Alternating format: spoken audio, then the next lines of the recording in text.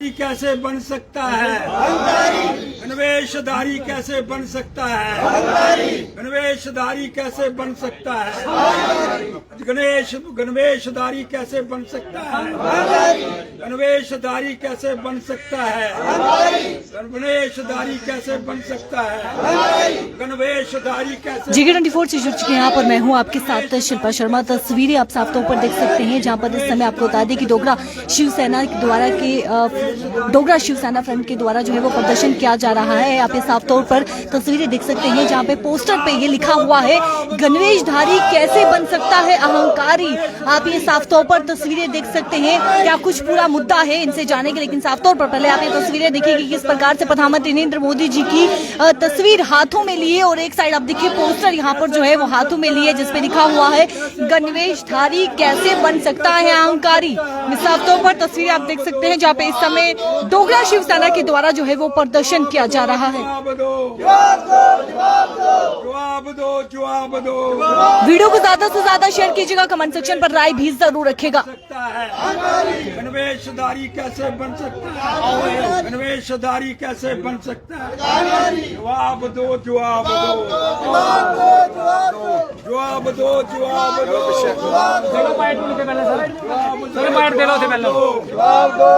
दो।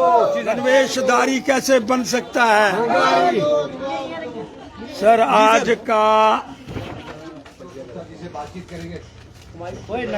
ये सारा कार्यक्रम जो मैं कर रहा हूँ ये गणवेश है जी, देश के प्रधानमंत्री ने डाली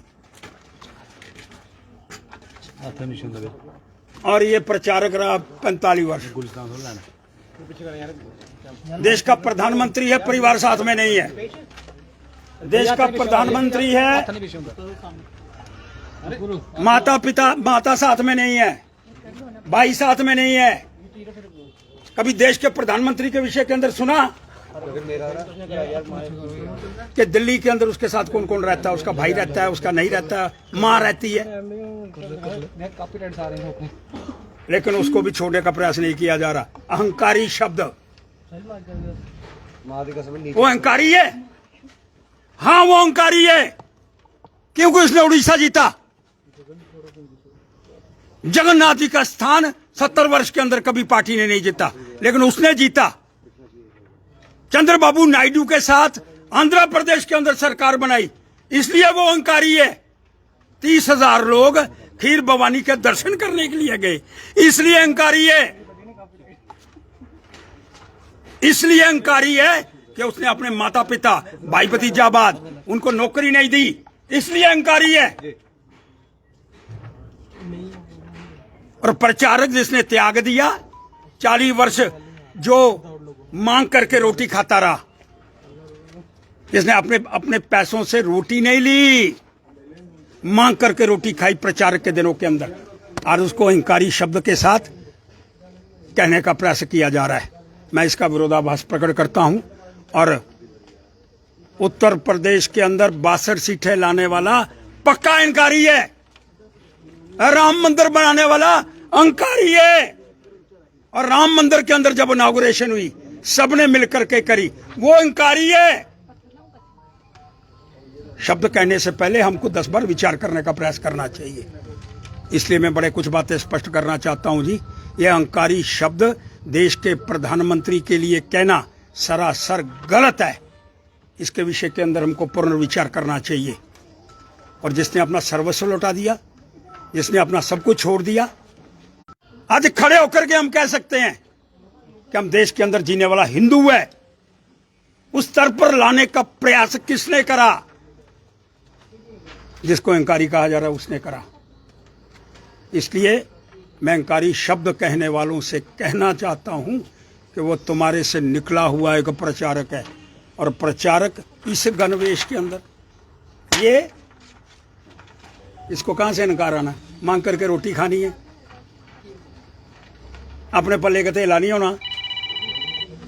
कहां से इनकार आएगा? जिसके पास पैसा होगा उसके पास आएगा, जिसके पास बच्चे और धर्मपत्नी और सारा परिवार जिसको आगे बढ़ाए वो अहंकारी होगा। क्या देश के अंदर 70 वर्ष से जो प्रधानमंत्री कार्यालय के अंदर लोग रहते रहे, वो सारा परिवार रखते रहे, वो अहंकारी नहीं है? दम है उनमें। और आज इस तरह के शब्दों का उच्चारण करके हम क्या बताने का प्रयास करना चाहते हैं? मैं एक ही शब्द कहूंगा, देश के प्रधानमंत्री ने पहली बार उड़ीसा के अंदर सरकार लाई, आंध्र प्रदेश के अंदर सरकार लाई और उत्तर प्रदेश के अंदर 62 सीटें लाई थी। पहले कभी आई? अहंकारी नहीं लाई ना, जिसको आप अहंकारी कह रहे हैं। इसलिए मैं बड़ा स्पष्ट करना चाहता हूं, ये शब्दावली वापस होनी चाहिए। और देश का प्रधानमंत्री, अभी ये G7 हो रहा है, G7 के अंदर जो प्रचलित रेट है, 7 देशों के लोग उसमें पार्टिसिपेंट बने। सबसे ज्यादा प्रचलित अगर कोई व्यक्ति था तो देश का हमारा प्रधानमंत्री, 70% अंक उसको मिले प्रचार के अंदर, और किसी को 36, किसी को 24, किसी को 22। और हमको उस पर नाज होना चाहिए कि अहंकार होना चाहिए? अगर उसने वहां अपना हिंदुस्तान के अंक को 70% बनाया, हाँ अहंकारी है। शब्दावली कहने से पहले विचार नहीं करते। जो मांग करके रोटी खाने वाला, उसके अंदर कभी अहंकार पैदा हो नहीं सकता। इसलिए जिसने भी इस तरह के शब्दों का उच्चारण करा है, मैं करबद्ध होकर के उनसे प्रार्थना करना चाहता हूं, आप भी तो यही यूनिफॉर्म पहनते रहे भाई। इसलिए ये हमारे माथे पर है, सिर माथे पर है, इसकी इज्जत है, सम्मान है। इसको देख करके लोग नमन करते हैं, प्रणाम करते हैं। इस तरह के शब्दों का उच्चारण नहीं होना चाहिए, इसकी मांग करना चाहता हूँ। साफ तौर पर आप ये सुन चुके हैं। आपको बता दें कि डोगरा शिवसेना फ्रंट के द्वारा जो है वो प्रदर्शन किया गया, जहां पर इनका साफ तौर पर कहना है कि जिन शब्दों का जो है वो इस्तेमाल किया गया है प्रधानमंत्री नरेंद्र मोदी जी के लिए, अहंकारी शब्दों का जो है वो इस्तेमाल किया गया है, इन शब्दों का प्रयोग जो है वो ना किया जाए। वीडियो को ज्यादा से ज्यादा शेयर कीजिएगा और कमेंट सेक्शन पर अपनी राय भी जरूर रखिएगा। कैमरा पर्सन शमी थापर के साथ शिल्पा शर्मा, जम्मू।